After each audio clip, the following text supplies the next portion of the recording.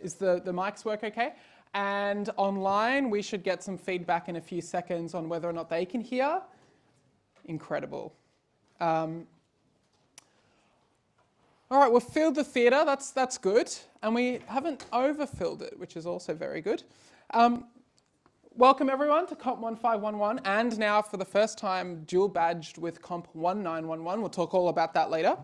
But yeah, welcome to Programming Fundamentals, Term 2 at UNSW, School of Computer Science and Engineering. Whose is this first term at UNSW? A bunch of people. So a lot of you might be engineering students, yes, maybe doing comp as an elective.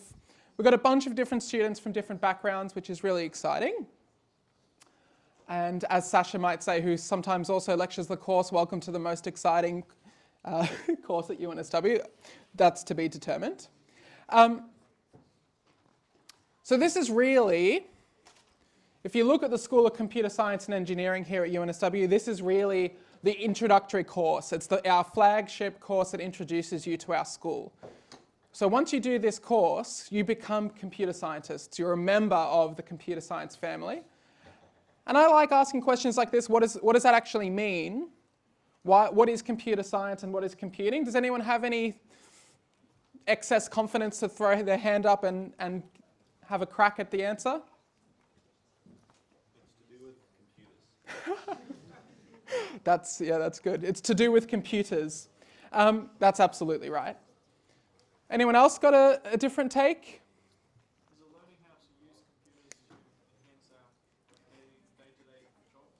Learning how to use computers to enhance our day-to-day jobs? That might be IT. We're computer scientists, right? What are we trying to do? We're bossing computers. Yeah, we're bossing. Is that what you said? Yeah, bossing around. Yeah, we're bossing computers. Actually, I like that. Yeah. We are manipulating these machines that are sort of unlike any other machines that humans have ever invented, because they're the ultimate general purpose machine, right? Factories do the one thing over and over. Bicycles, spin around and take you somewhere. Where computers can do almost anything, but with that flexibility means that someone has to program the computer to do what it has to do. And that's what programming is. We are reconfiguring these machines to do a different task. The task could be, I want to make a social media application that connects people around the world, and bam, you've got Facebook. The task could be, I want to make a little app to keep track of the books that I've read, right? Anytime we want to achieve a new task and solve a new task, I hope those coffees are for me, that would be... No, they're for you two. Yeah, cheers, nice. No, no worries, come on, go. It's all right, okay. Anytime we want to reconfigure these machines, we program them. And that's what this course is about. It's introducing you to the fundamentals of programming. How we configure these machines to do new and exciting things. And in a few years, maybe you've already done it and you're sitting here thinking, I've got nothing to learn from this course. You'll be out there making computers do things they've never done before. All right, so that's the inspirational start to the presentation, to the lecture. What are we going to talk about today? We do have to do the admin stuff. I know it's really boring and I tried to remove as much as possible, but there's some really important things to talk about, especially who to contact if you need help or anything like that. We'll talk about how the course actually works, what we expect of you and what you can expect of us. And we will get started with some programming. Don't worry, it won't all be too dry and admin-y. All right. That's an awful photo, but this is me. I'm Jake Renzella. So I'm a lecturer in the School of Computer Science and Engineering. I've taught this course a few times before. I teach software engineering and programming and some AI stuff. That's my sort of field. And I like tennis and coffee, so if you're going to bring coffees in, please bring me one. I don't know if you've gathered yet. Maybe looking around you might have started to. This course is a behemoth. It's the largest course at the university. In fact, we ran the stats a few weeks ago. This course alone is 7% of the university's undergrad enrollments. Okay, let that sink in. And there's one of me. So Well, that's not quite true. There is one of me. We've got Angela here. We'll do some introductions soon, but there is a huge team behind this course. Some people you will never hear their name. They're admin staff in the school. They're the people that help book the rooms. Some people you will hear their name a lot. These are four now on the screen. These are our course admins. If you're in America, these might be called head tutors. Without these guys, there would be no COMP1511. Let's be really clear on that. Sophia's here. She landed from Japan yesterday. I hear she cut her trip early to come back right for this lecture. Is that right? Yeah.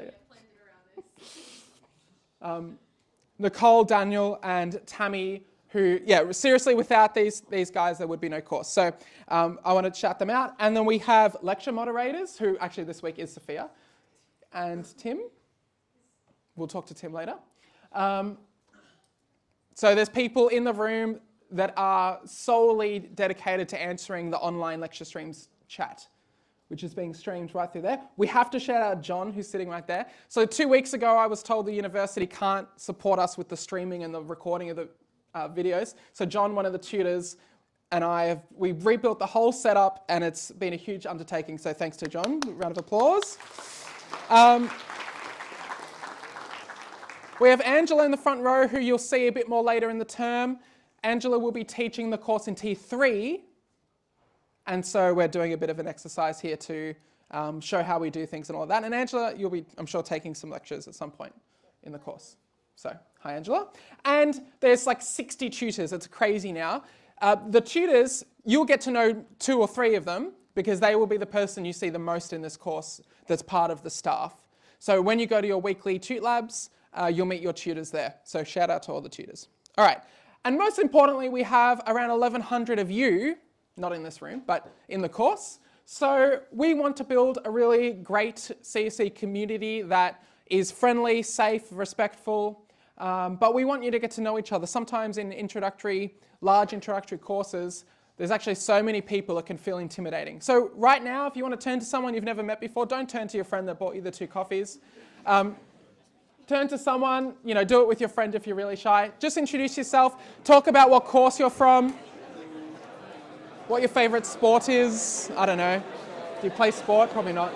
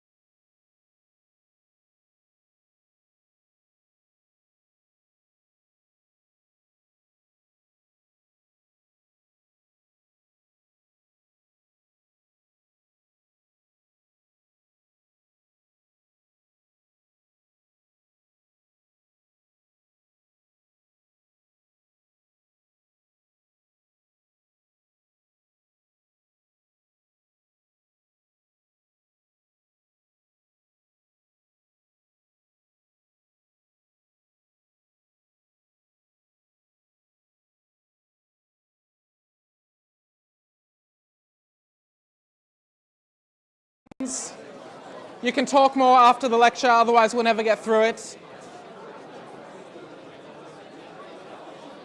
Hello, hello. All right, yeah, shh. Thank you. All right, so now we're going to do a quick crash course in everything you need to know in order to succeed. Who cares about doing well in COMP1511? All right, so here's everything you're going to need to know. Number 1, COMP1511 versus COMP1911. Who's a 1911 student?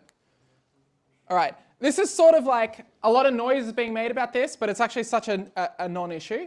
Essentially, COMP1911 was historically a course to teach programming to electrical engineers. And the university's gone, hold on, we have this most successful, amazing programming course that the comp students take. Why don't we just get them to do it? So we've just merged them, but there wasn't enough time to get rid of the course code, so we've just labeled it. Now, if you're a COMP1911 student, you basically, any instructions we give you about COMP1511 applies to you.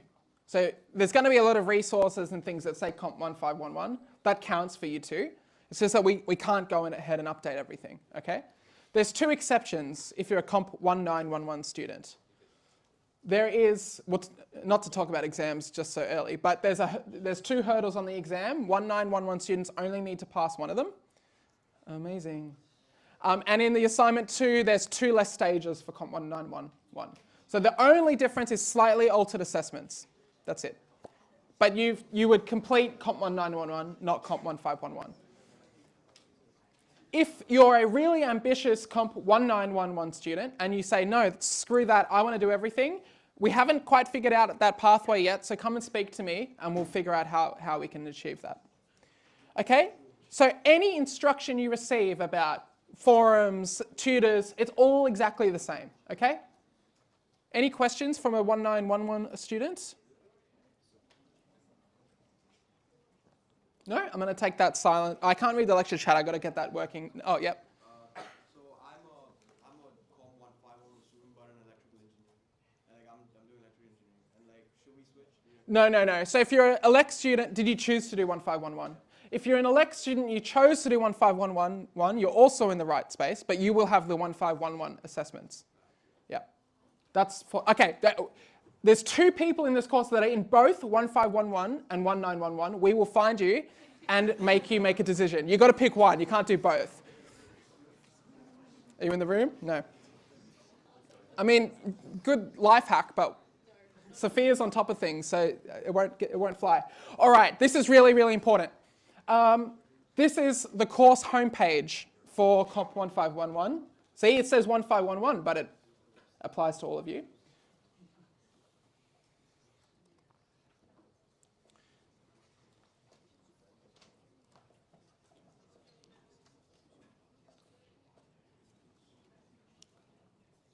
Where's my, 1 second.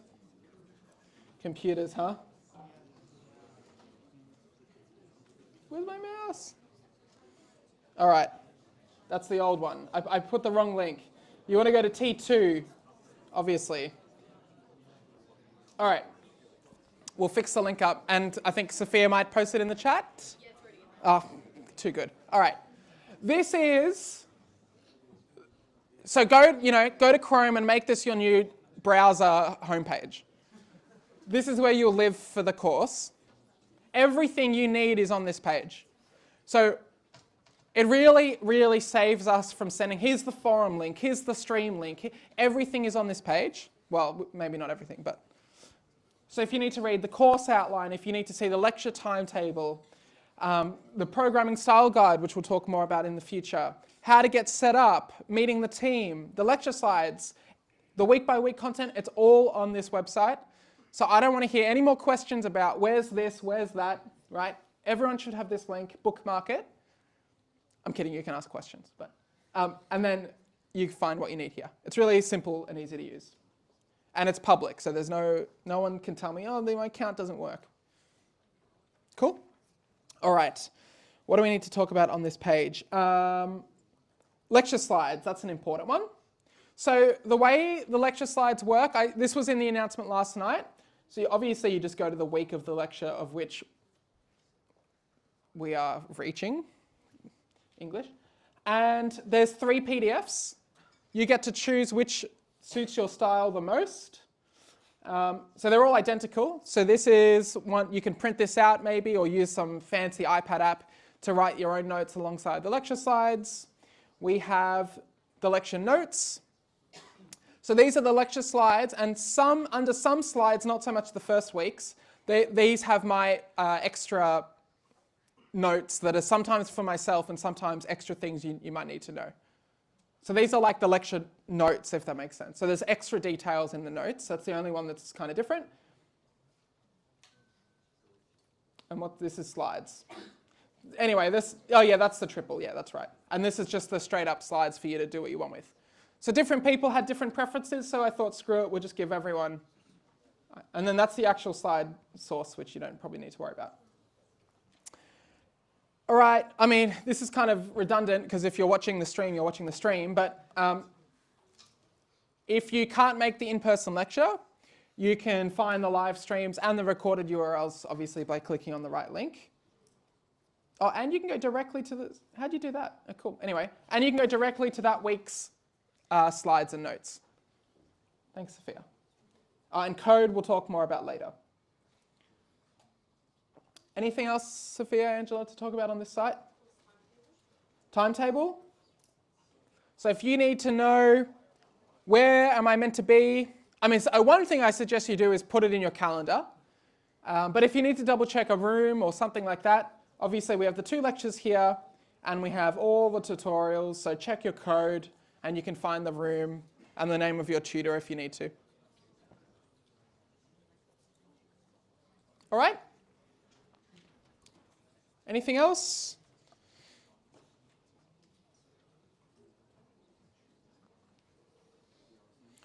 Oh yeah, I've received about 5 or so emails asking me where the Moodle site is. Ha ha ha, you're in computing now. We don't use university systems, we use our own, so we don't use Moodle. Technically, I think I was meant to set up some redirect thing and I just didn't have time. But you'll get used to it. So we have our course homepage instead of Moodle. We don't use that. Well, I'll try to be nice. All right, who to contact if and when you need advice, support, fashion advice. Actually, maybe not fashion advice. We're a bit busy, but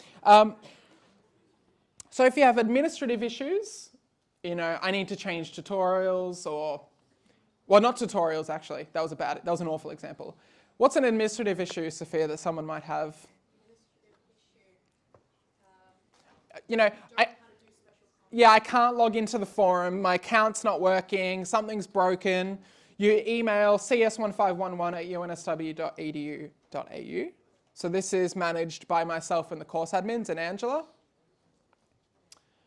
Now, this is something that you'll learn, but if you've got enrollment issues, so there was someone I was talking to earlier. So for example, you know, my weekly underwater basket weaving competition club has moved to, you know, Thursdays 11 a.m. and I can no longer make my tutorial. You email Nucleus. So that's the central team that manage enrollments. Not even one laugh about the underwater basket weaving competition club. Thank you. If you need an equitable learning plan, does anyone know what these are? Who doesn't know what an ELP is? I think there's like 2 honest people, yeah, and then everyone else is, yeah. So ELPs are quite important. There's 2 types of reasons you might need learning support. One is this is the way I think about it. One is like an isolated incident. You know, I got COVID. Don't clip that. Someone fell and I'm doing caring duties for a week. So if it's a short-term impact, what you want to do is get special considerations, which for some reason I don't have up here. It might be coming later. So you want to ask the university for special considerations. Special considerations might do something like getting you extensions on your assessments. Right? This goes for all of your courses at the university. It's not specific to comp. There will be many, many times that you will need special considerations while you're a student. Right? I got the flu. I've broken my arm. I had a student once that he came to an exam. This was at another university. And he's like, oh, am I late for the exam? And I was like, oh, you're probably fine. And he's holding a cracked motorcycle helmet. He was in an accident. I'm like, go to the hospital, please. I know I'm a doctor, but I'm not that kind. And so that would be an example where you get special considerations after you get medical attention. So that's special cons. If you've got chronic issues, long-term caring duties, long-term medical things, anything that you think might impact your ability to do as best as you can do in the course, we really encourage you to get an ELP, or an equitable learning plan.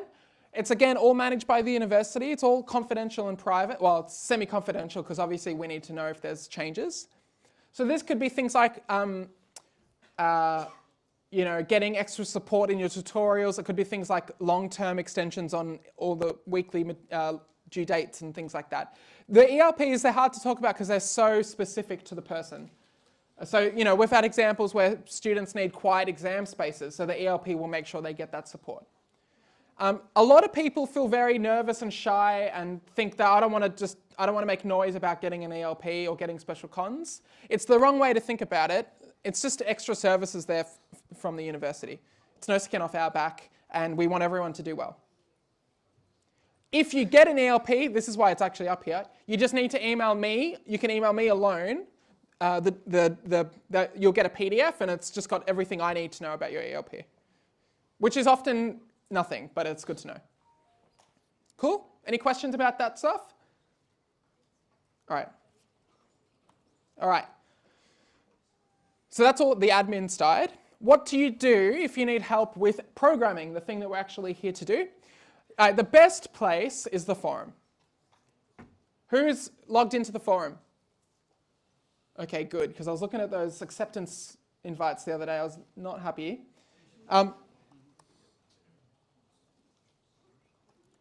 So you go to the forum, you sign in with single sign-on, and you go to the right term. Has everyone seen this or something like this? Yeah? This is the your home away from the course page home, everything to do with the actual course content. And it's actually where we put announcements. So at some point I'll switch away from emailing the whole course to just doing EdSTEM announcements because they get saved and they get emailed to you anyway. But I think you don't receive the emails if you're not accepted your invite. So if you're watching this online or if you're in the room and you haven't done that, go check your emails, accept the invite, please. So how do you use the forum? Well, you can go and introduce yourself here, and you can see people. I won't shout at it. Oh, this one's anonymous. If you've got some question about something that's not working for you, you're not sure where to start, you can ask it on the forum. Good internet behavior of a forum is what? That was a weird question. If you've got a problem, it's common that someone else has had the problem, so please do search the forum, right, and don't create too much duplication.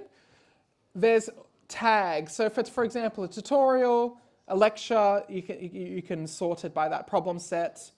Oh yeah, here you go. So you can go like, I've got a problem with the week 1 problem set. So they can all makes it easier to search, and there's obviously just search. You can search for the name of a lab or the name of assignment, and maybe it'll come up. But look, we're not, how do I just get all? That's all. We're not going to, tear you to shreds if you don't find every similar question. Any questions on the forum? Or any questions about the forum? I'm going to take that as a no.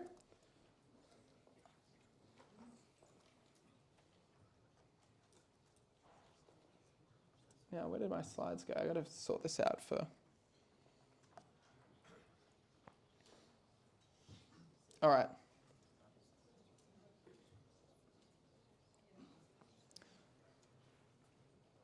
All right.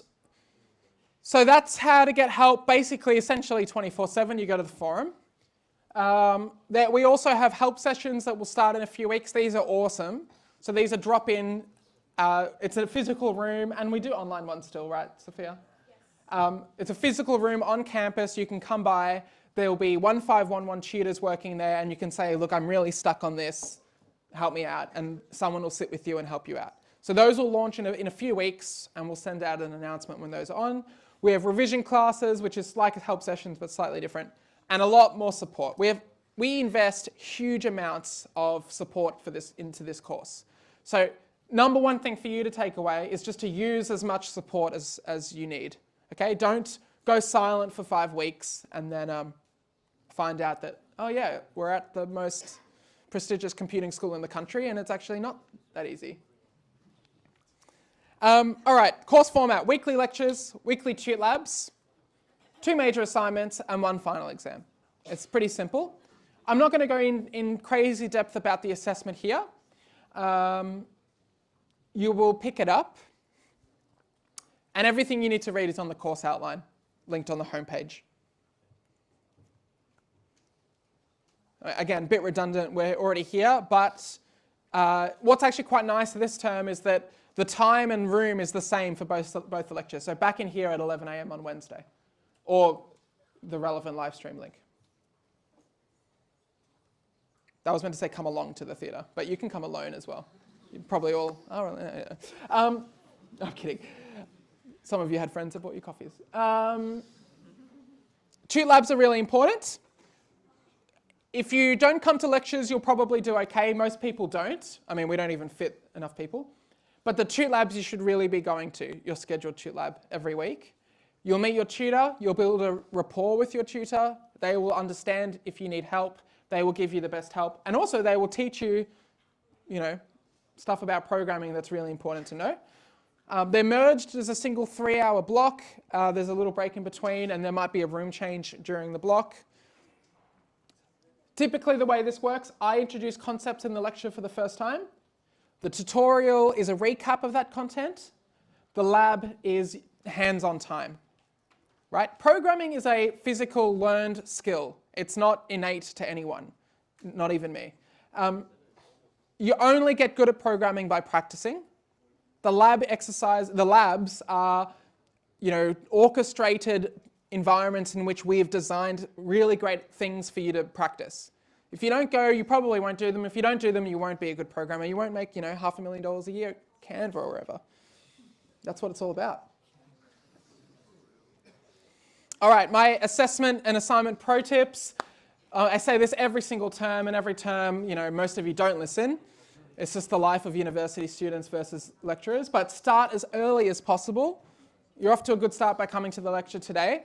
Start as early as possible. Then you'll realize what you're going to get stuck on. Then you can get help. Our assignments in our labs, there's a lot of support, and we make them as smooth as possible. But they're not meant to be easy. You are meant to find some things challenging. That's the whole point of learning. So don't leave it to the last minute and think you can smash through it. We will get you. Similarly with plagiarism, contract cheating, sometimes I walk around campus and I see these flyers with the QR code and a language I don't understand, and it's like, get help on COMP1511, and I'm like, I don't speak that language, how can I help them? But it's not me, it's someone else helping you. And oftentimes we've seen in time after time after time when we're doing these interviews with students on misconduct that they've received a bit too much help from these services. And especially if they're asking you for money, right? Someone's lost an Apple Watch or something? We all good? The call's coming from within the theatre. All right, so don't plagiarize. We have some fairly sophisticated things to detect plagiarism and contract cheating. But I don't like talking a lot about it. It's really not a big issue. Most of the time I see people do this stuff because they get desperate because they started too late and things like that. All right, then we've got 2 assignments. That's the due date, not the start date. I was like, what? But we'll talk more about those when we get closer to it. I don't want to overwhelm you. All right. Oh yeah, it gets its own slide. This is special considerations. Take a photo of this slide. When you want to know life 100% COMP1511, but you get the flu, this is what you need. Yeah? So you reach out to special considerations and you'll get an extension or something like that. You need to provide medical certificates usually. We'll talk more about it later. All right, code of conduct. This is not really a big issue for us in COMP1511, but it's really important we talk about it. There's a lot of you here from different backgrounds. Some of you will be very confident with your programming skills. Some of you have probably never programmed before. We're here for all of you. That's our side of it. Your side of it is you need to be there for each other too. The thing that really bothers me a lot is when I see people that have a lot of programming experience trying to flex on others. It doesn't come off the way you think it does. No one's going, oh, wow. You just seem a little bit arrogant. And in the worst case, you can actually put people off that have less experience than you because they think, look at these people, they're so good. I can't do any of this. And what you don't know is that they've been doing it for 10, 15 years. So if you are really confident, that's fantastic. We have things for you too. But just be supportive of other people. That's all we're asking. Right? Everyone's here to learn. No discrimination, no inappropriate behavior, no harassment, bullying. That's, if we see anything like that on the forum, if we hear about it in the tutorials, I will pull you up and it won't be pleasant, I promise. And respect for privacy of others, all of that stuff. You're fully grown adults now, you know how to behave. We will be looking after the course. Oh yeah. We have some written text in the course outline about the use of ChatGPT. We don't ban it. In fact, we'll talk more about that in a bit. But you cannot submit entire labs and assignments generated by ChatGPT. They don't do a very good job. Trust me, we've checked all the assessments. You might get something working, but it's not going to be good. And then you go into second term comp courses and you'll get royally screwed. But for a little bit of help, it's probably okay. Okay, no, we'll talk about that later. Okay, so I've got in here quick break. Go for a bathroom break, do whatever you need to do. I might see if I can somehow get a coffee quick enough. No, I'll probably stay here and answer questions. Go for stretch a little bit. We'll do 5-10 minutes. I'll check in with the online stream, make sure everything's working, and I'll see you in 5-10 minutes. I think I'll take that off and I can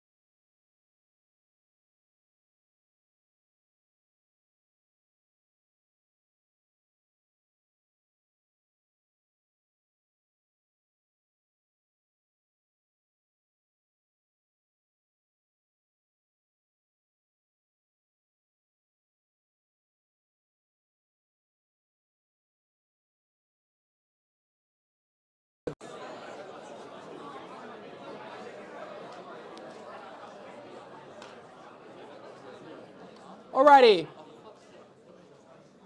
Now for the fun part. So that's the admin. Are there any questions about admin for the course? So we had a few really good ones, people coming up talking about COMP1911, switching to 1511, people talking about getting started with development. Now for the rest of the lecture, that's what we'll focus on. But any other admin questions that's keeping people awake? Good? All right. So there's a few things, I think, that makes programming difficult to learn. The first thing is that programming in itself is kind of difficult, so that's just inherent to it. Another thing that trips a lot of people up is there's a lot of terminology, right? Have you noticed this? There's a lot of words, terms, phrases that computer scientists and programmers use that if you're new to programming don't make a lot of sense. Here's some of them that we'll be talking about in the first few weeks of COMP. Computers, compilers, programs, operating systems, Unix, Linux, terminals, files, functions, oh my.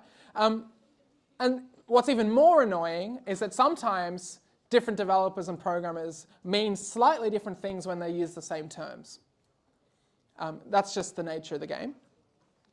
But I think one thing that's really important to do, rather than also just learning programming, is to think about these terminologies. Maybe start a glossary of your own in a notebook. If you come across a word you don't know, don't just think, oh, another word I don't know.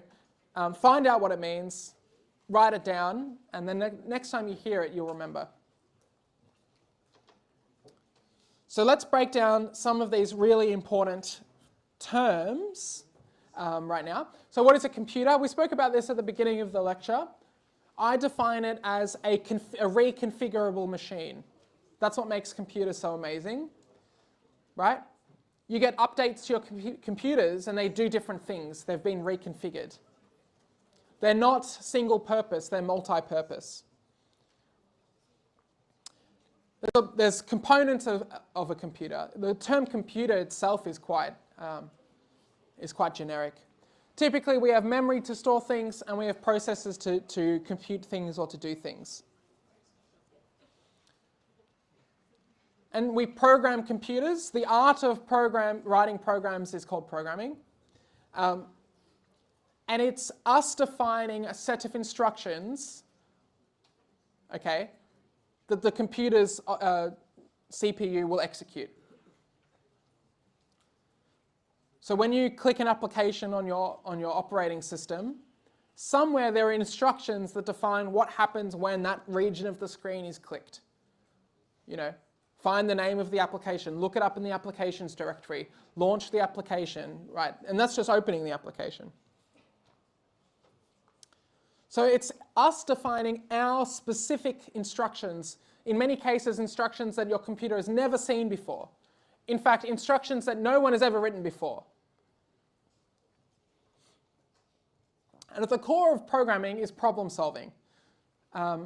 That's why programmers do so well in many different avenues, be it mathematics. It's why programmers are sought after by intelligence agencies. It's because we are good problem solvers. We have this constrained environment and we want to do things in an efficient way. There is no right or wrong program. That's critically important. There is no such thing, right? It's like writing recipes. So the instructions on a recipe to bake a cake, for example, that is the programming. Get the flour, mix it in with the water, whatever. But there's no one right recipe. There's just different recipes. A recipe is instructions for a human, right? And programming is instructions for a machine. And even in this analogy, recipes for humans, there's shared language. So we say whisk, right? Who bakes? Anyone a good baker? You can bring some cakes in one of the lectures. If you read whisk for 10 seconds, that means something. You've learned a shared language. Recipes would be pretty useless if it said, okay, time to whisk the batter. Whisking is a circular motion. We can't keep doing that definition over and over again, so we come up with a shared language, and programs do the exact same thing. Humans carry out the recipe, computers carry out the programs. Now computers are extraordinarily fast, but extraordinarily literal. So they'll do exactly what they're told, even if it's not the right thing to do. Whereas a human might read a recipe and say, that doesn't make sense. Or I don't have eggs, I'm substituting it for aquafaba, because I'm vegan. I'm not vegan, but if you were vegan. And if there's mistakes in that recipe, if there's mistakes in that instructions, right, some disaster will occur, up to and including burning down the house. But it's really obvious how humans complete recipes. It's less obvious how machines complete programs or execute programs. So programs are the recipes. They are the different sets of instructions. And your computer has thousands and thousands of these programs. Even, when the first day you open up your brand new overpriced MacBook, it's got on there thousands of pre-written programs. Useful programs that Apple and others have designed because, they think people might need to do these things over and over again. So let's write the program ourselves. And on modern computers, you have many of these programs running at the same time. It wasn't always that way. It used to be that computers could run one program at once. With multi-threaded CPUs and things like that, that's definitely changed. So you got this box, this machine that has a CPU in it that completes instructions. You've got programs which make up many instructions. And many programs can run at the same time. But then there's shared resources like hard drives. You might have 100 programs as one hard drive. They're all trying to read and write to the hard drive. Imagine if you had 100 chefs in your home kitchen all making separate things. You got one oven, right? It's going to be an absolute nightmare. Do we all agree?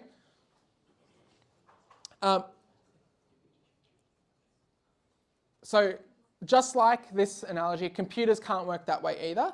And so we introduce our second major term, the operating system. Now, you probably are familiar with the term. So the operating system is like the head chef, again in our analogy. It's the interface between users and the computer itself, the hardware of the computer. So you all are using an operating system right now if you're sitting in front of a computer. There's three major ones. What are they? Windows, Linux, and Mac OS. Exactly, Windows, Linux, and Mac. It's the operating system that launches your programs. It's the operating system that kills your programs. We'll talk a lot about that this term. It's the operating system that decides when a program is allowed to do things like read from the hard drive or save data to memory. It's the operating system that really pulls everything together. Now, operating systems themselves are just programs, but they're sophisticated programs that have been built over decades. And the reason why we only have about 3 major operating systems is because they're not simple things to write. Unless you go to study Kevin and Gernot's operating and advanced operating system courses much later in your degrees, and you'll realize why it is that operating systems are so hard to write. And in this course, we will all be using the Linux operating system. So even if you're on a Windows machine, even if you're on a Mac, we are standardizing everyone with the Linux operating system because we're true developers here. Linux operating systems are based off UNIX.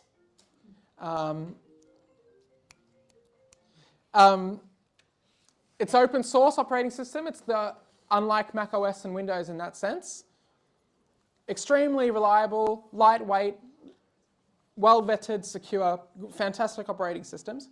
It's quite common that programmers use a Linux-based operating system. There's many, many, many versions of Linux operating systems, but at the core, they're all Linux.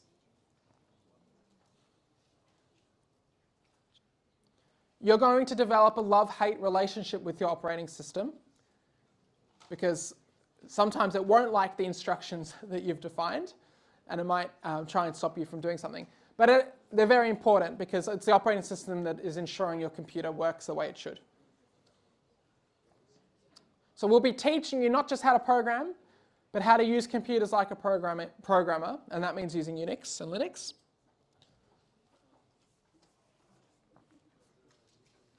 And we'll also be teaching you how to interact with your computer like a programmer. So most of the time when we use computers, we use the graphical user interface. We click icons, click buttons, go to menus, right? Type in text, hit enter. We use GUIs. Before graphical user interfaces, that's not how computers were used. Has anyone played Fallout recently? Because of all the TV show stuff? No? None of you? Yeah, a couple of people. In spite of the TV show, prior to the TV show. You know, in the game, there's all the terminals that come up, and you type in your stuff and whatever. That's how computers were. I mean, here's the Matrix, and does anyone know the movie on the left? Sad. You can go find out later. No, it's Hackers, 1995. Angelina Jolie's first film. It's a fantastic movie. You should all watch it. Mess with the best. That's going to be you in a few weeks. So prior to graphical user interfaces, we had text-based methods of input to our computers. You've probably used who's used a terminal before? Yeah. Oh my God. Well, I'm preaching to the choir. If you haven't, that's fine. The way I think about it, right? That's a hardware error. Still alive. The way I think about it is that when you do something like click a button on your laptop, it's just running the terminal-based command for you in the background. But when we want to be programmers and we want to really interact with our machines like we are jacked into the Matrix, we go and we use the terminal ourselves. We're big boys and girls now. So we send text-based commands to our terminal, to our shell. It handles that input and carries out what it is that you're trying to say. So that application here, this is another program, is the terminal. Within the terminal, there's something called the shell. Now I know I'm defining a lot of things, but when we go on to do some demos and things, we're going to be pointing out, that's the terminal, that's the shell, that's the operating system. So I really suggest you take notes about some of these terms broadly. So I got to say, even fully grown programmers, fully experienced programmers, I see all the time getting this terminology slightly wrong. All the time. The terminal is not the shell. This is the shell. The terminal is the application that you can drag around your shell in. People always get this wrong, it kind of annoys me. The shell lives inside the terminal, okay? And its job is to take your commands and sort of run them. There's lots of different types of shells. You'll all be using one called bash. So it's got a language. We won't worry too much about this stuff, and it returns output. So it's text in, text out. We'll be using the shell in a few minutes. Okay, and then in the shell, again, we have the prompt. This is my prompt. The prompt is typically the name of the machine and a $sign. A $sign usually means this is where the prompt is starting, which is why sometimes when you go on websites and you copy terminal commands, they've got a $sign on the left. And the prompt is controlled by the shell. All right, so actually how do we do any of this? So every computer typically has a terminal, has a shell. Right, my Mac has one called terminal.app, which is just launched on the other screen, which you can't see.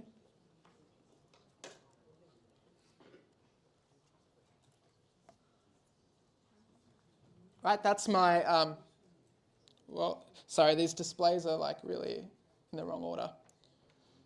This is my terminal. It looks really weird. That's because I usually use a different terminal. That's my terminal.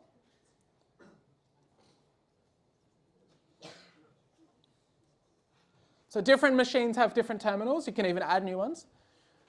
But because you've all got different machines with slightly different terminals, slightly different shells on slightly different operating systems or very different operating systems, we would have to build 50 versions of the course, which we can't really do. So what do? This is really critical important now. So if you've been half asleep, now it's time to pay attention.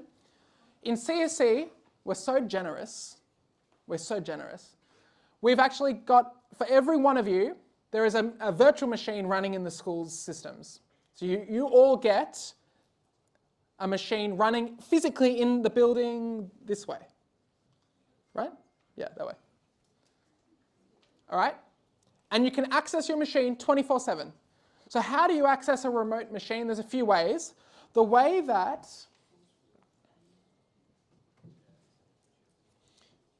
I think I just got to quickly do something here to make my life a bit easier. And arrange this to be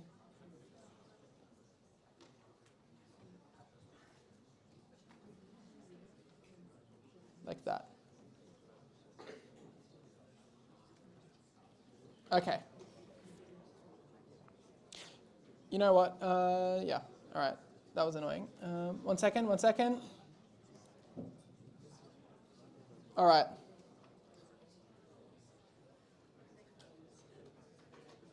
All right.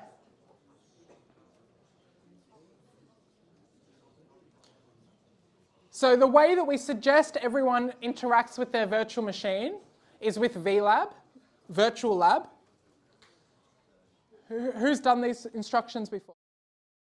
Page. You follow the getting started instructions. You install TigerVNC, that's the application we use, and you can connect to this URL to launch your virtual machine. You log in with your ZID. So don't type in my ZID, you type in yours. And definitely don't type in my password. And you get this. This looks like a computing operating system, right? It is. It's running remotely, and I can interact with it using my remote computer. It's pretty cool. And the really great thing is that everyone gets the exact same Linux-based operating system, pre-installed with everything you need for the course. Right? So we're ready to go. In fact, that terminal that we were talking about is such an important application that it comes right there on the dock. And look at that. That looks pretty similar to the one in the screenshots, right? So right now, everyone, open up VLAB. Hopefully you've installed it. If not, I don't know if we'll give long enough to wait, but you can try if you're speedy. But okay, actually I shouldn't have said that. When you're following our instructions, this is life advice in general, do follow, don't skip steps, right? Do pay attention. You might think that's not important, it's probably important. We run this course, yeah, well, if you're on paper, that's hard, but you know, so if you talk to one day, if you get a chance to talk to John Shepherd, he's the deputy head of School of Education. When he started computing, and you come to introductory programming, there's no computers. It's all punch cards, paper based. You would submit physical punch cards, and someone would run them on a computer, and you'd get your results later. So maybe you're just OG. Anyway, so try and get this environment up if you can. If you're like, wait, where are those instructions, Jake? Where do we go? If you need to find instructions about the course, where's the first place you should go? The home page.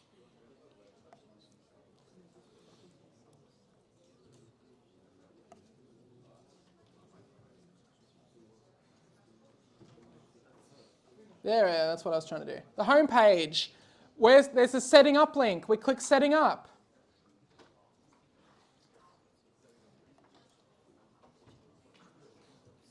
Here we go. Instructions for setting up your computer to use VLAB.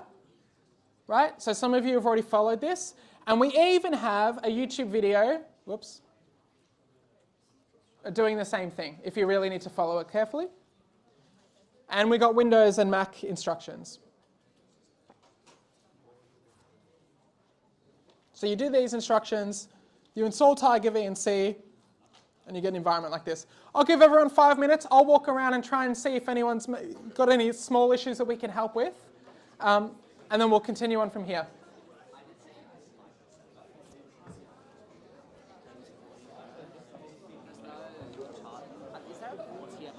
Yeah, Laptop to 5. I thought so. Yeah, right there. Oh, there it is underneath? Yep. Awesome, thank you. How's it all looking? It's good. We need to work out tracking.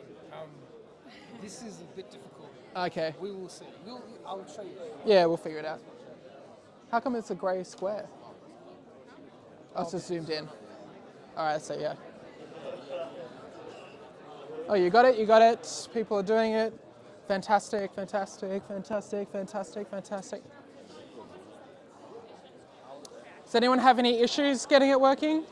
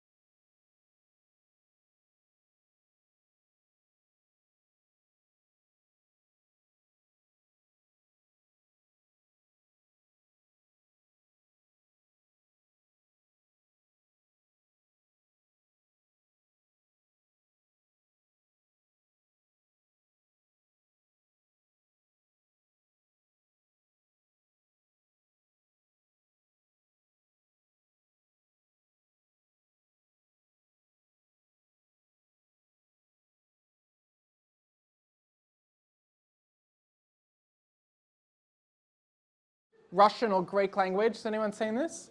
Apparently the fix is just reinstalling it. We have no idea why.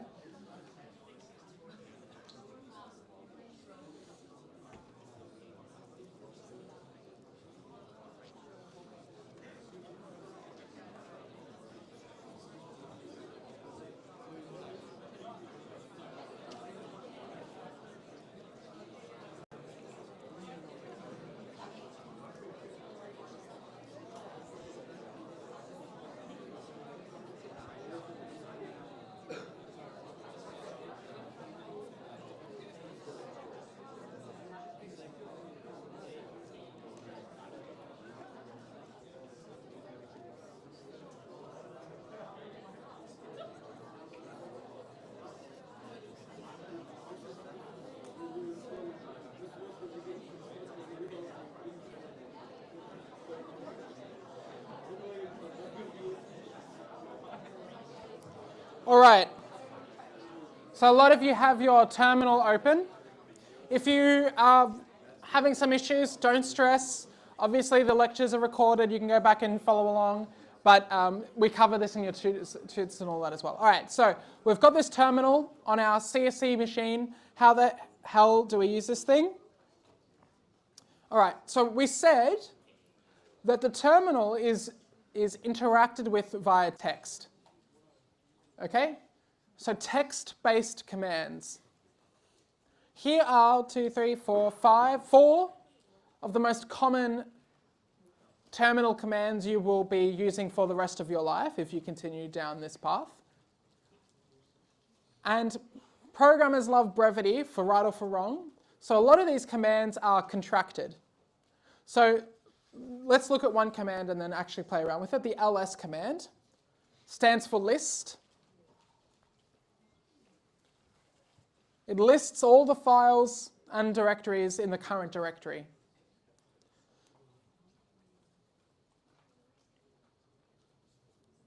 So what does that mean?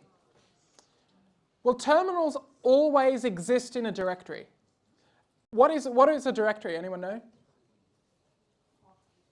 A folder is the best answer. A directory is like a folder on Mac or Windows. In fact, fun fact, if you want to get really specific, a folder is Windows name for a directory. On Mac OS, they're not called folders, they're called directories. But anyway, so if you open up, your file explorer, these are all directories, right? And that's how we navigate the terminal. But if you're in this terminal right now, how do I know what's in my current directory? So what command do we use? So I type ls, and then what do? I hit enter. So enter means send that command to my terminal. I hope I don't have any private files there. This is my personal CSV. Everyone's studying it. I can look now if people are interested. These are the files and folders in my current directory.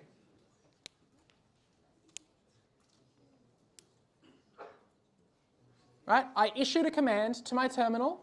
It ran the command and it issued me back text. The text in this case was a printout of the files and directories.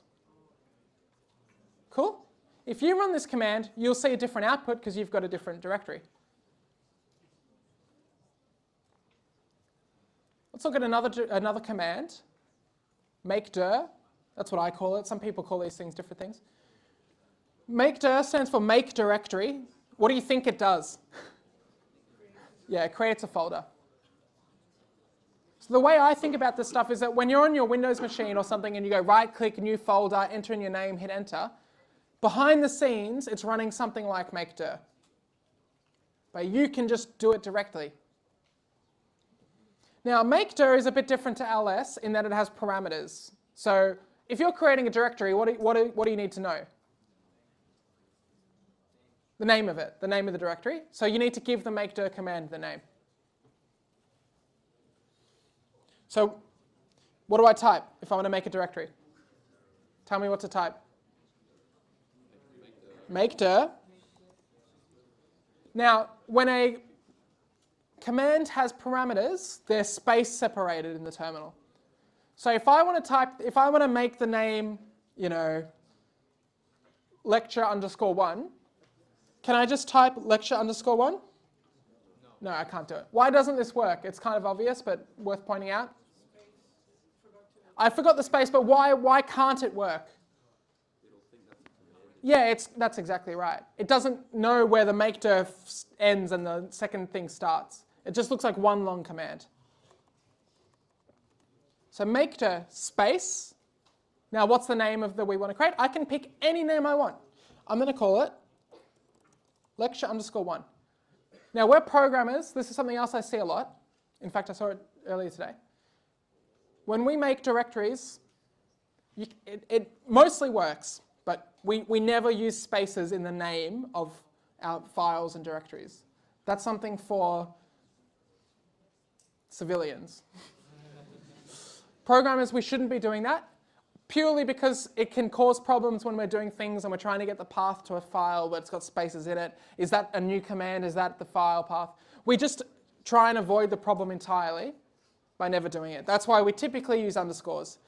I have broken my own. Well, I didn't actually create that directory.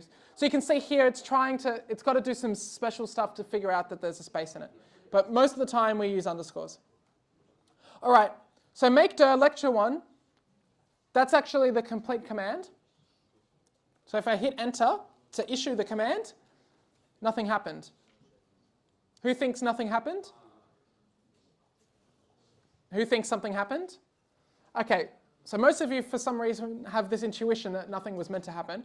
How did you know that that worked?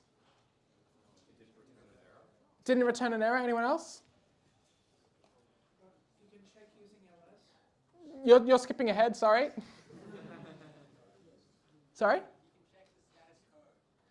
Okay, that's a correct and a slightly more advanced answer than I wanted to give. You're both right. So this idea of computing actually came about at Bell Labs in America when the UNIX operating system was first designed in the, was it 60s? Anyone know? Sophia? Angela? 60s? Okay, bunch of really smart people a while ago designed a new operating system called UNIX. And they thought that, and they were right, by the way, but there was this design philosophy that if something runs successfully, you don't produce any output at all. And that design philosophy is sort of stuck around. There's reasons for it, but it's a bit too complicated for now. So typically when you see nothing, it means that command ran successfully. Now, then the question is, well, how do I actually check that it made it? So how do we check if there's files or directories in my current directory? ls. And if that worked correctly, and I might have to scroll here,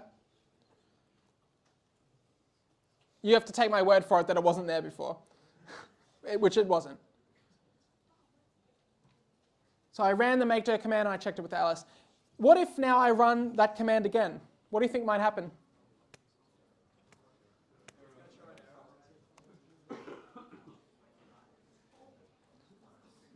Is that resolution good, by the way, for those online? This is readable?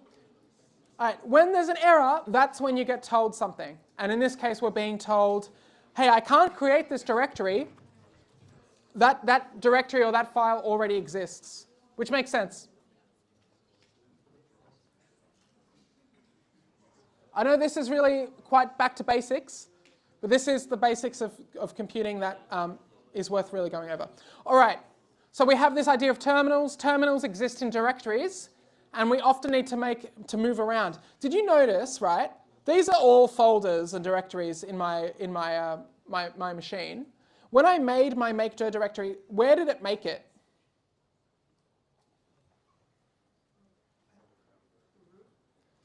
Someone said the root, which is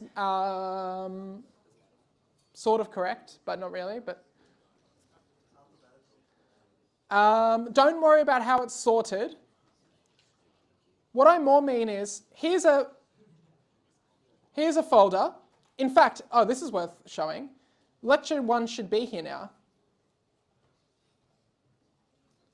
Because when I open my file explorer, it's just loading up my directories and files that I'm creating on the terminal, which is really cool. My question is, what if I want to make a directory in here? So someone says we have to cd into it. But let's take a quick step back from that. When we run something like makedir or make a file, it makes it in the current directory, which is just like this. If I make a file or a folder in this directory, it's going to go in this directory. If I make a file or folder in this directory, where's it going to go? In lecture 1. We need a way. How do I change directories in this explorer? I double click. How do I change directories in the terminal? Some of you have read ahead or you've just done this before. That's cd, change directory, right? It is double clicking on the directory, super important. We use it just like we use it with makedir. So we go cd and the name of the directory that I want to move into. If this is typed out correctly, I haven't made a typo, what do we expect will come out from the terminal?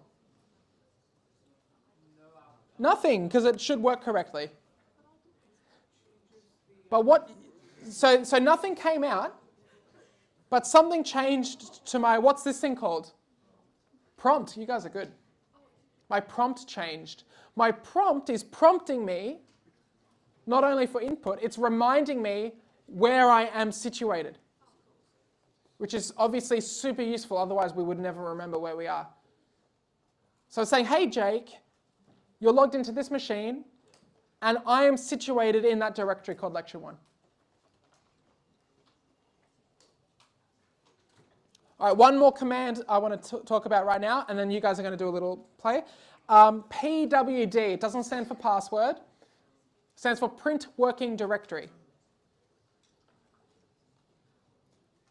What do we think it might do here?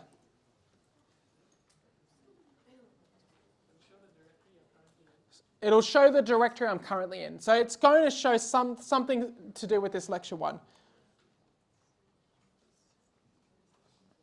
Now we get it, it's a bit expanded here.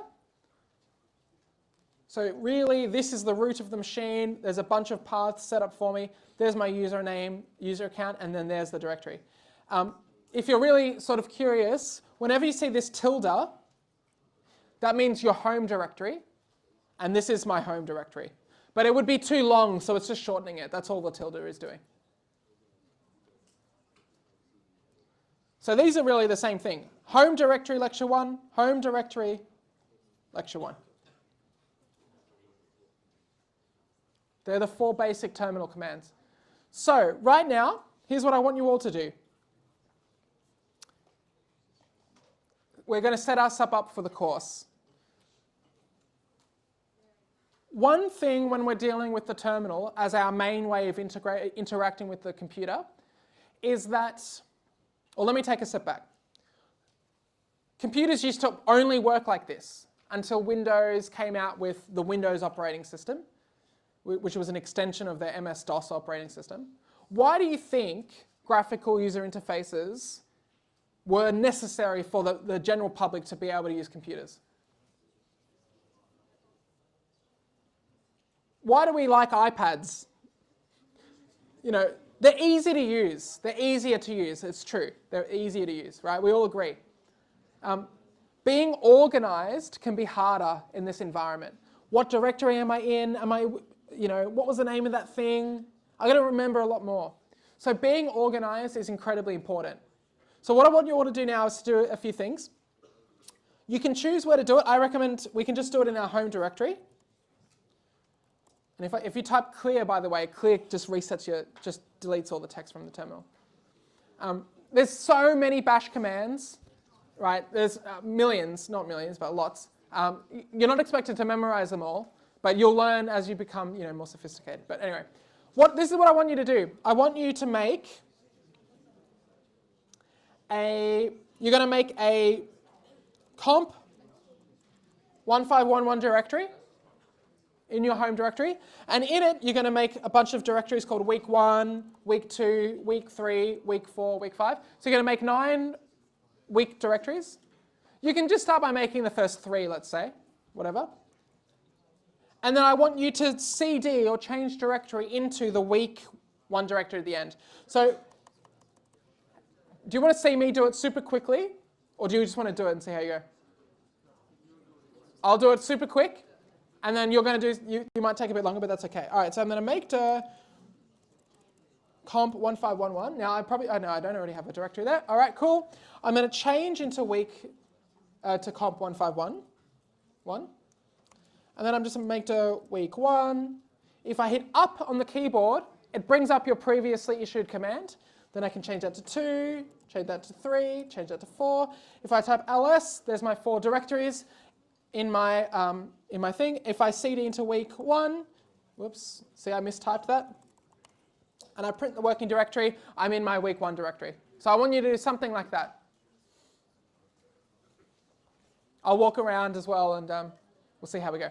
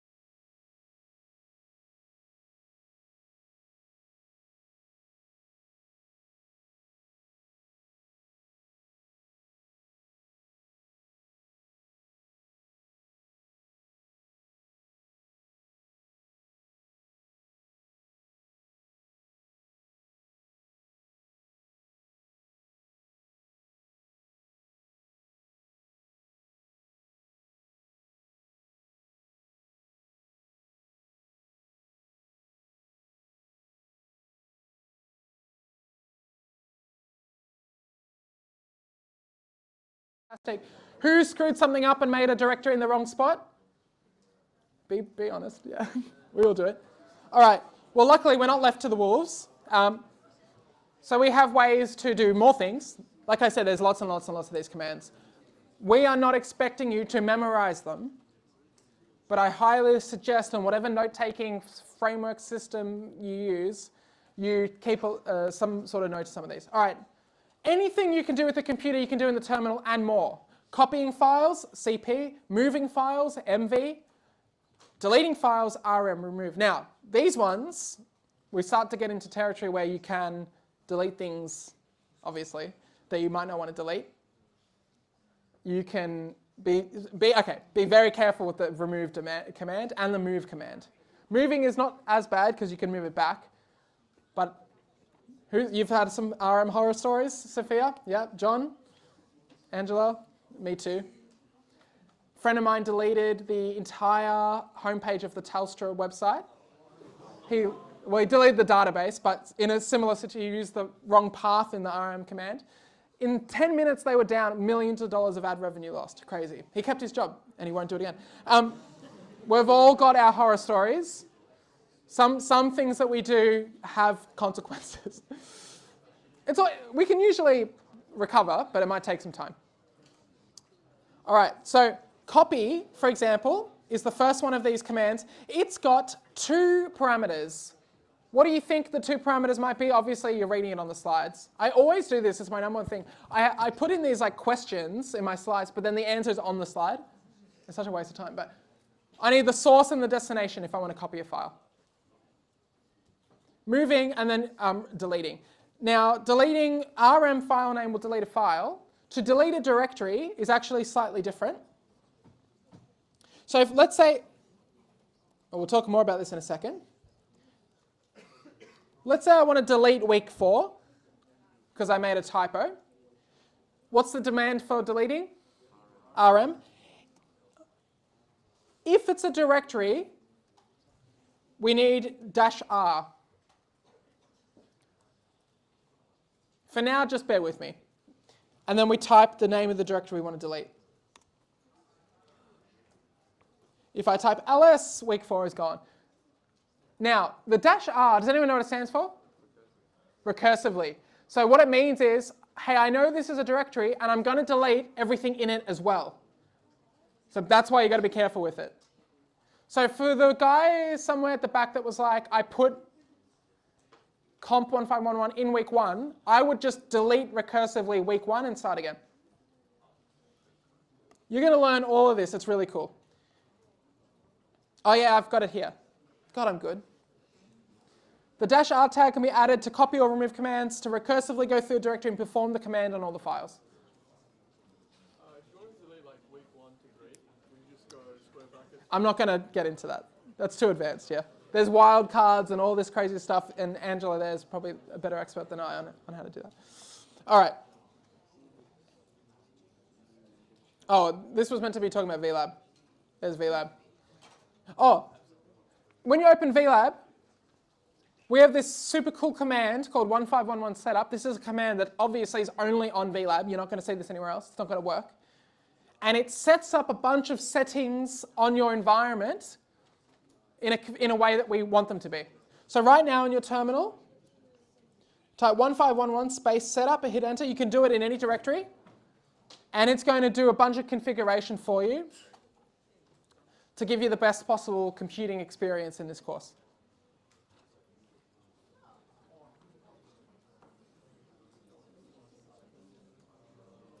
Might take a little while.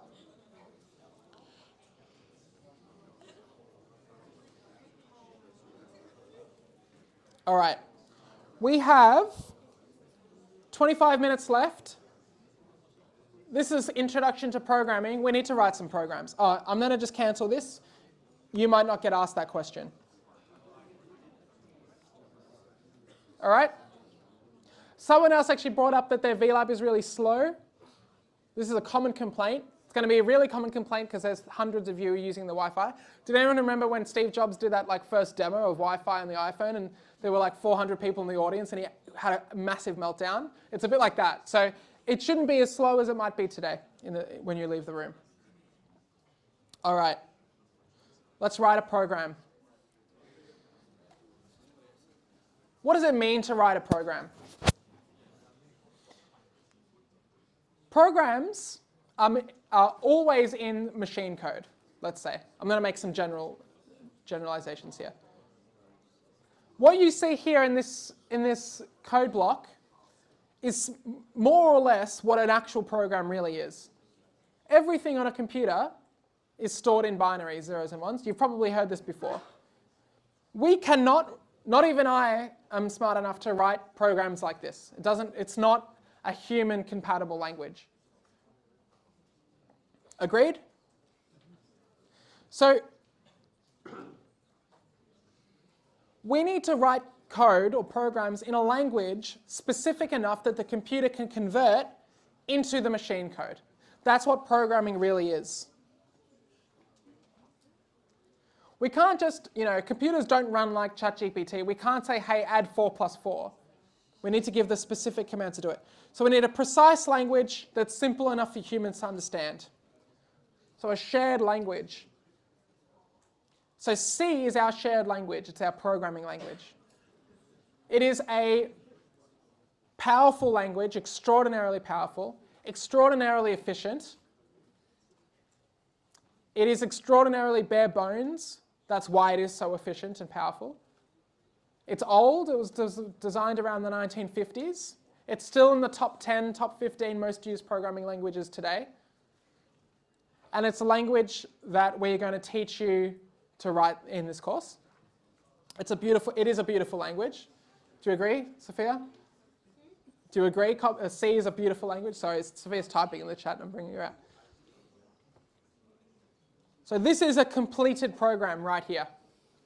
There's different components to the program. Does this look strange to anyone? Unfamiliar? Looks weird?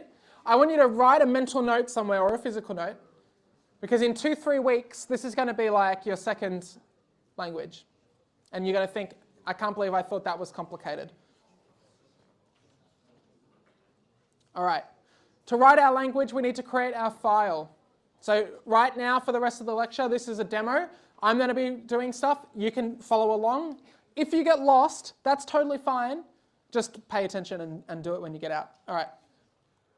So in our week 1 directory, I'm going to create our very first program.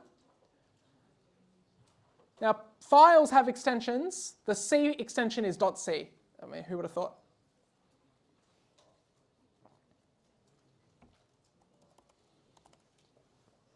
So if I want to create a file in week 1, what do I have to do? I have to change directories into week 1. And I don't make a typo. That's fine, we all make mistakes. Bob Ross painting here.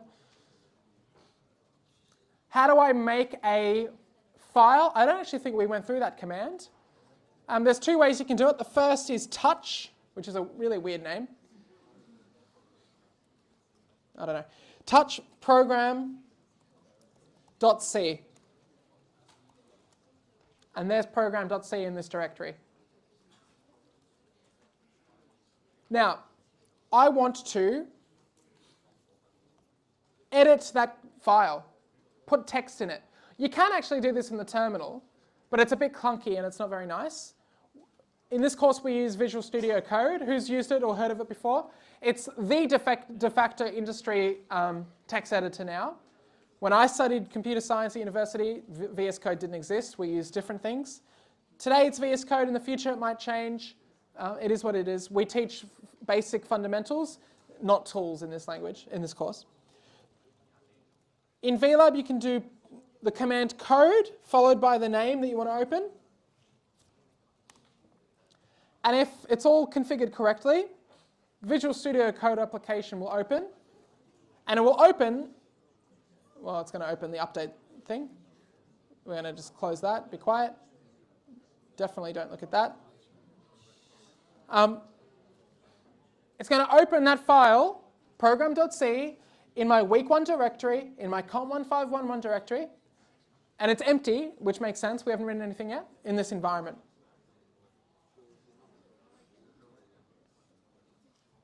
So now we're ready to write some code. Well, this is the program we're going to write. On this slide, it's the exact same program with comments, talk more about comments soon, that describe what every single line does. So let's run through it.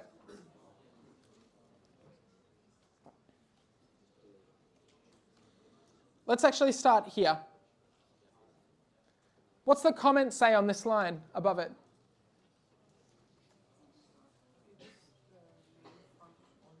The main function, the starting point of our program. Every single C program ever written since the 50s has this line or something very, very similar to it in the file. It has to be called main, lowercase m-a-i-n. Bless you. You have to have this int before it. We'll talk more about that later. Doesn't technically have to have this void in there, but you put it in. We'll talk more about that later. Right? So we need this line, int main void. When the program runs, this is where it begins.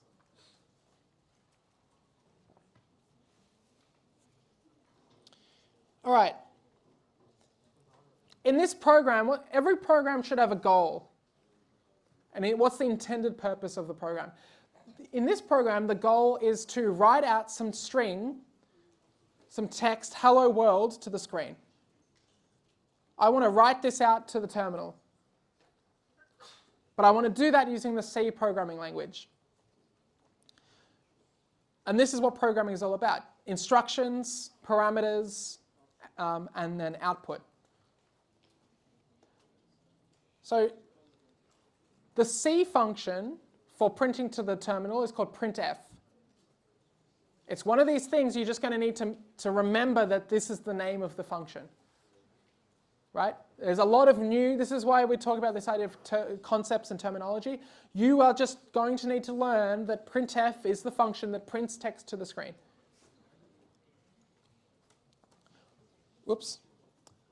Then we have a set of braces. Then we have this string, hello world. So it's going to print this to the standard output. Our programs always need to denote when they end. And the way that we say that a program ends successfully is by returning 0. Again, just bear with me. There's no way that this can make sense. It's just, you're learning a new language. When you learn Italian or French or Chinese or Mandarin or whatever it is, there's just things you need to learn about the language. Syntax rules, grammar rules, which they're the same thing.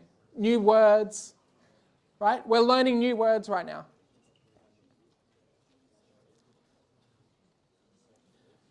In C, we use this idea of braces a lot. Braces is our way of grouping code. So see how this is all wrapped in braces? That means it belongs to which component? Main. Exactly right. Belongs to main. So all of that belongs to main. Now, one more thing we need to talk about. Printing doesn't come in default with the C programming language. So we need to say, hey, I want to be able to print. In order to do that, we need to include something called the standard input-output library. That's what it stands for. Standard input-output, standard IO.h. This lets us print.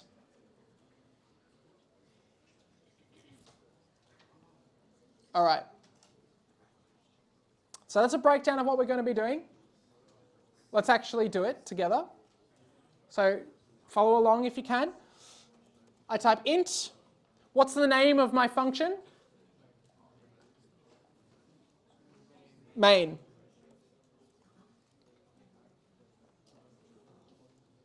And I type void there. This is just something you need to remember to write. You always need to have your main function. The main function needs to have code associated with it, so I have a pair of braces. Okay? When the main program runs, it needs to print text to the terminal. What's the function to do printing? Printf with braces there. This means I'm calling another function. So we wrote the main function, Someone else wrote the printf function and I want to use it. We deal with text with double quotes. Whatever's in the double quotes is what will get printed. And you can write any message that you want to print out.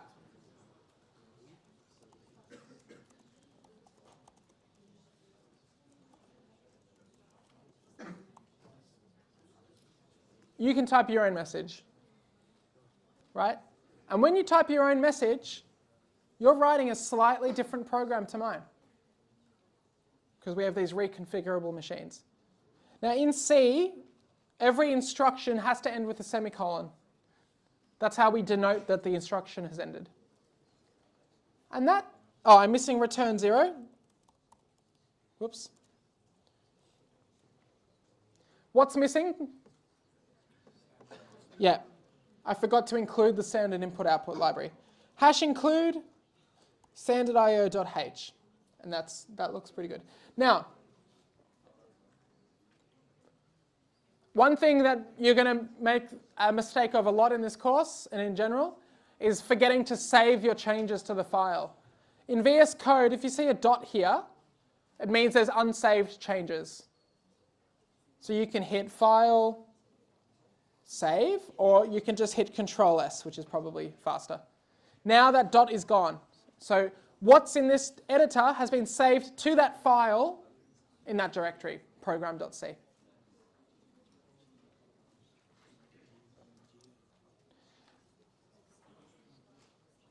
You can go through the notes of that. Okay, well, we break it all down. So this is good for look at the notes for this. All right, compiling. We call this a C program. It is a C program. Can the computer run this program? Who thinks yes? Who thinks no? The answer is no. I mean, you can see that the program's written in English. Computers are machines. They don't speak English. They don't understand this the way we do. This is our shared language. We need to convert this code into a format that the computers can actually understand. And that concept is the concept of compiling. That's what compiling means. We take human readable source code and turn it into machine code. Now, unfortunately, the task of converting code into machine code is taken some of the greatest programmers' minds 50 to 100 years to achieve. Fortunately, we get to just use that achievement in off-the-shelf compilers. Okay, so we don't do it ourselves, which is nice. So compilers come with our operating systems. There is a C compiler.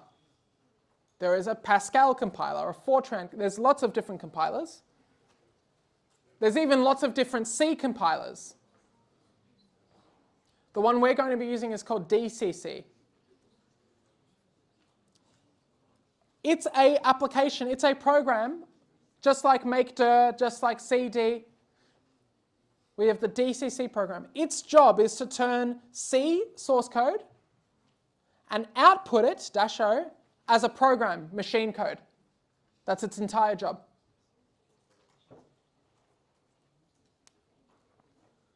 Let's do that right now. I can open back my terminal. I can cd into COMP1511. I can cd into week 1. I hit ls. There's my program. I want to convert this into an actual program. So what program do I use? Program.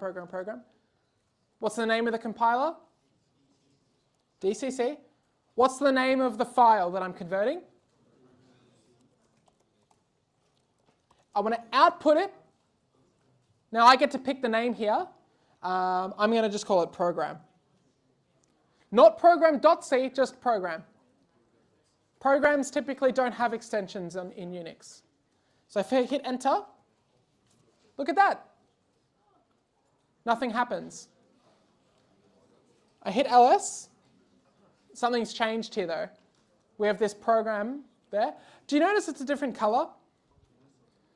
So the shell is trying to help us by saying, well, directories can be, and files are black. If something's an executable, I'm going to make it green. So it's just showing you the difference, so you know it's not a file. This is a machine-readable program. If you tried to read this, it would make zero sense to you. All right, how do I now run this program? Well, we get the name of the program and we do // in front of it. It means in the current directory, run this file. So in the current directory, run the file program. And if everything's gone correctly, where did this line come from? It came from our program.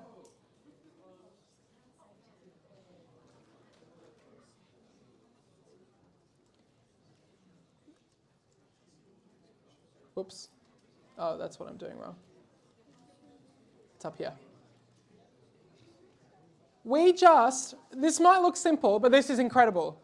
We wrote human source code, saved it to a file on disk using the terminal, ran another compiler, another program, that looked at that source code and was able to break it down. Here's an include, here's a printf, here's some text. And it goes, yep, this is all in the right place, I understand this. It takes that program source code, does huge amounts of work in a very short amount of time to translate it literally into zeros and ones, into machine code, saved that to the disk, and then when I run it, that string that you typed in gets printed out to the terminal. And that's our very first C program, one of many that we'll be writing in this course. Who got their program compiling? That deserves a round of applause. That's the hardest part of getting started with programming. Two quick things I need to talk about before we wrap up. We will make mistakes in our programs. They will not compile. All right? What if I forget to include standard I/O? That's something I do all the time.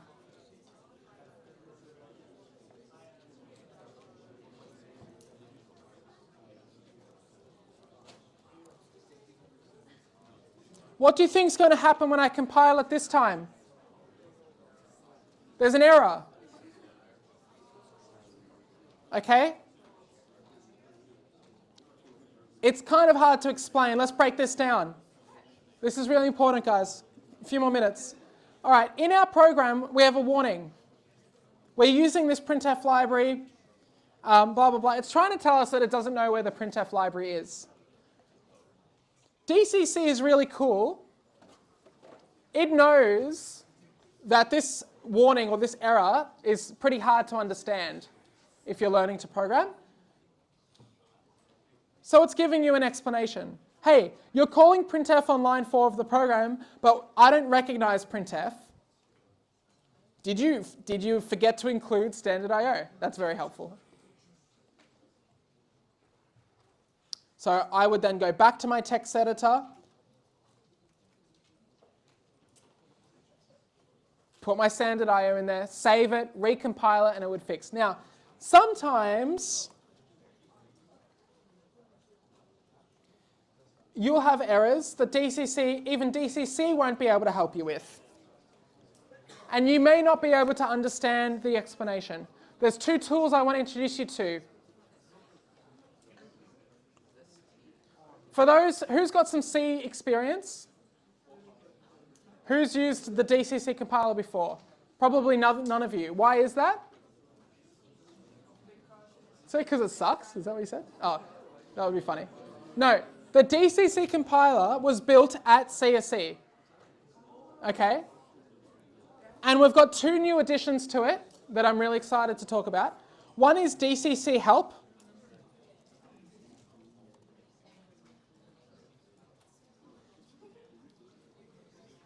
dcc-help uses generative AI to try and understand some complex things about your program to give you a simple explanation. What is the explanation it's giving here?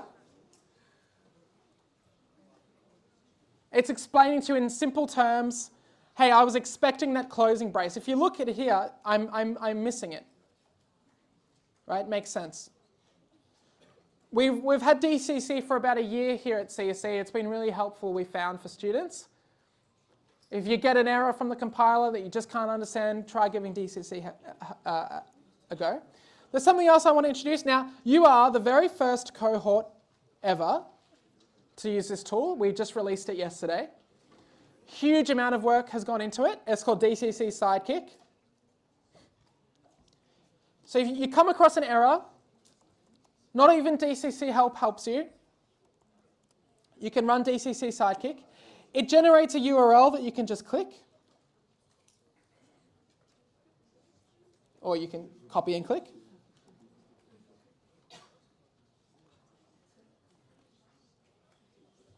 Go to your web browser. Ah, my web browser's locked. Do you remember the command to clear the PID?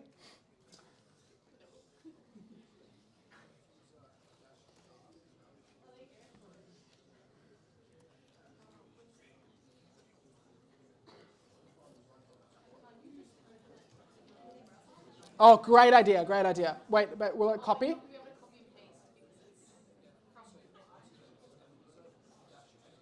I'm like, you won't have this problem, hopefully. What is it? What's the port number? That's really annoying. This happened the other day.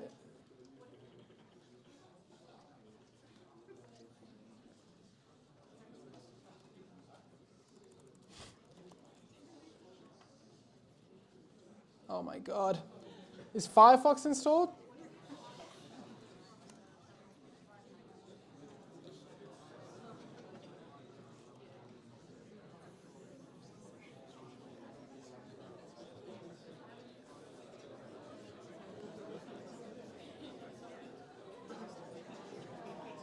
All right, did anyone happen to try it?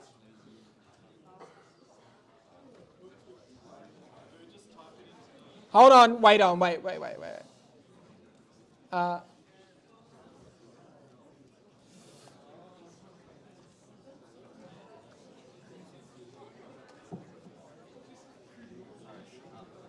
need a setup. Yeah, I'll just finish up in a second here. Oh, wait.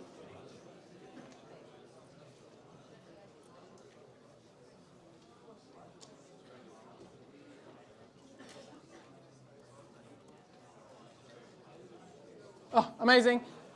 You get taken to this web browser. It's got the error that you made.